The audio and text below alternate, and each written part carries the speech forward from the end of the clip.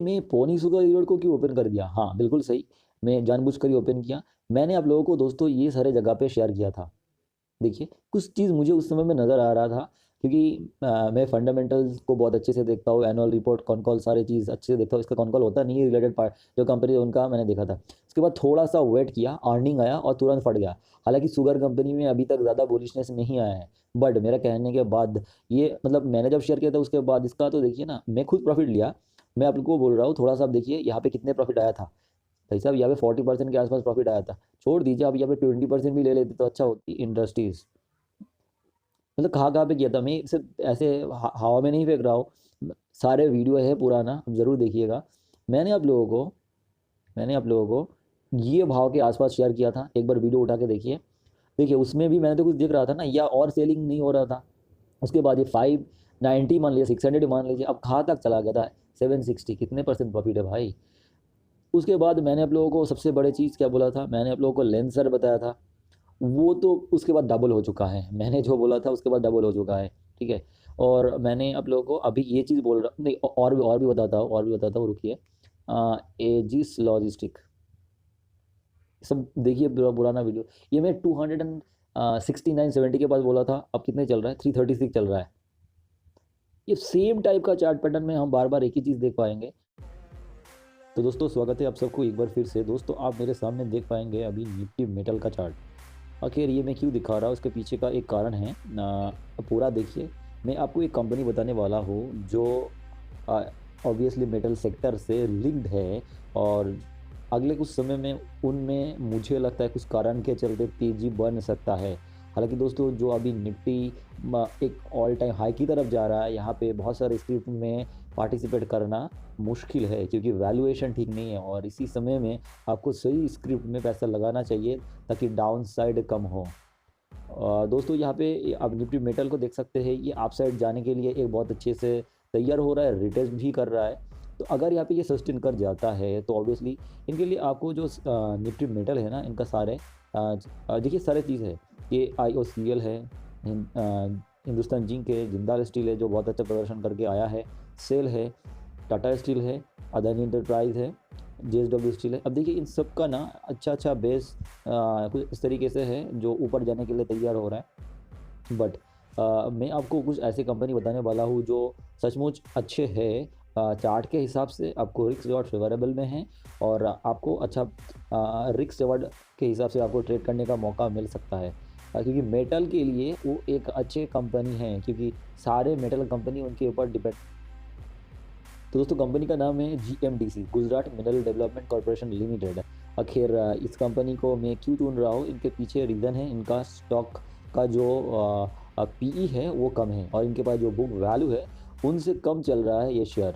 और इनका अगर हम देखेंगे ना, इस कंपनी इनका जो जितने सारे प्रोडक्ट है, लिग्नाइट है, पावर प्रोजेक्ट है, विंड एंड सोलर प्रोजेक्ट है, इसमें ये सारे में अगले कुछ समय में बहुत अच्छे से जंप देखने को मिल सकता है। और कहीं ना कहीं जितने सारे मेटल का यहाँ पे कामकाज होने वाले हैं, उस सब में इस कंपनी का फ़ायदा ही फ़ायदा है, ठीक है। और देखिए एक समय में इसका शेयर प्राइस बहुत ऊपर चला गया था, इसका आप देखिए ना 228 पे चला गया था। तो उस समय में इनको ये सिक्योरिकल कंपनी को खरीदने का कोई भी लॉजिक नहीं बनता है, ठीक है ना। अगर आप एक साल में जाएंगे तो एक बहुत ऊपर चला गया था, बट अभी आप देखिए ना एक बहुत ही मतलब 200 मूविंग एवरेज के पास, जो हम सिर्फ ट्रेडिंग व्यू में देख पा रहे हैं, उनके पास वेट कर रहा है और ऊपर जाने का कोशिश कर रहा है। एक अच्छा बेस बनाने के बाद ये चीज़ हो रहा है। अब इसमें 2-3 पॉइंट आपको नज़र रखना है, क्योंकि मेटल का सारे कंपनी चल रहा है, निफ्टी एक स्टेबल पोजीशन में है, और अगर मेटल निफ्टी अच्छा करता है तो ये अच्छा कर सकता है। देखिए इसमें अगर हम नीचे आएंगे तो हम क्या देख सकते हैं, इनका शेयर होल्डिंग पैटर्न को देखिए। 74% प्रोमोटर के पास है। FII कंसिस्टेंसी के साथ इनका अपना माल यहाँ पे भर रहा है, ठीक है। DI ने माल छोड़ा है, तो FII बुलिश है। पब्लिक के पास भी अच्छा खासा और भी हो सकता है, 0 पॉइंट मतलब 1% से कम बहुत लोगों के पास हो सकता है। जो बोरोइंग है ही नहीं है, एक अच्छे पॉइंट है। कंपनी डिविडेंड भी देता है, कंपनी भी बहुत अच्छा डिविडेंड भी देते हैं। ये गवर्नमेंट का अपने रिसेंट ट्रेंड में देखा है, जितने सारे डिविडेंड पेइंग कंपनीज होता है ना, वो बहुत अच्छा चल ही रहा है। तो PFC बोलिए, REC लिमिटेड बोलिए, सब में अच्छा चल रहा है। और कंपनी को देखिए ना, ये अभी सेल्स जो है ऑल टाइम हाई के पास है, और नेट प्रॉफिट भी ऑल टाइम हाई चल रहा है। और यहाँ पे अगर क्वार्टरली रिजल्ट में भी देखेंगे ना, पिछले सितंबर में जितना रिजल्ट आया था उससे कई गुना अच्छा रिजल्ट अभी आ चुका है। और अगर आप सितंबर से लेकर दिसंबर का डाटा देखते हैं ना, ये कोविड ईयर को छोड़ दीजिए, और तो पिछले साल तो अच्छा आया था, और उससे ज़्यादा अच्छा आया था कहाँ पे, मार्च के रिजल्ट में अच्छा आया था।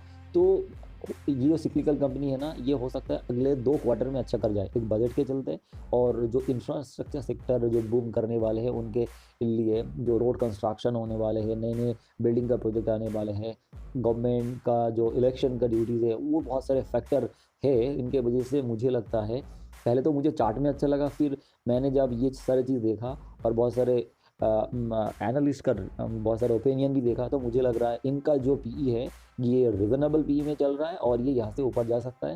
हालांकि हमने देखा है पिछले कुछ महीने में इनका प्रदर्शन ठीक नहीं था, बट अभी धीरे धीरे जो बायर लोग हैं ना, उनका इंटरेस्ट जाग रहा है। मैंने इससे पहले भी आपको कई चार्ट दिखाया था, मैं आपको दिखाऊंगा फिर बताऊंगा क्या सेम लॉजिक। तो यहाँ पे अगर हम जीएमडीसी का भी बात करें ना, तो इसमें सेक्टर में धीरे धीरे बाइंग आ रहा है, ठीक है ना।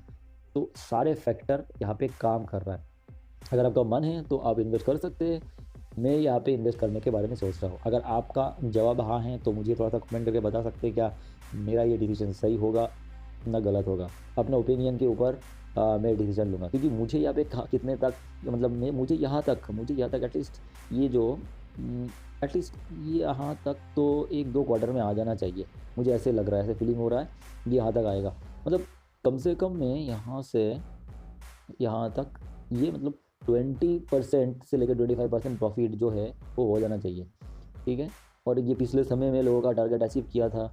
ये में बहुत सारे लॉजिक यहाँ पे लोग यूज़ कर रहे हैं, बट मुझे ऐसे पर्सनली लग रहा है इसमें इन्वेस्ट करना चाहिए। मैं और एक इंडिकेटर यहाँ पे एक चीज़ नोटिस कर पाएंगे, यहाँ पे लगातार सेलिंग के बाद, लगातार सेलिंग हुआ, सेलिंग के बाद एक जगह पे स्टॉप कर दिया, और धीरे धीरे पिछले समय में जिस तरीके से माल को भरा गया था उसी तरीके से यहाँ पे भी माल को भरा गया। बहुत ज़्यादा बाइंग यहाँ इनके ऊपर आएगा, 146 के ऊपर और भी ज़्यादा बाइंग आएगा, और ये ऊपर और जा सकता है। This is my feeling. आप अपने हिसाब से मुझे कमेंट करके बताओ।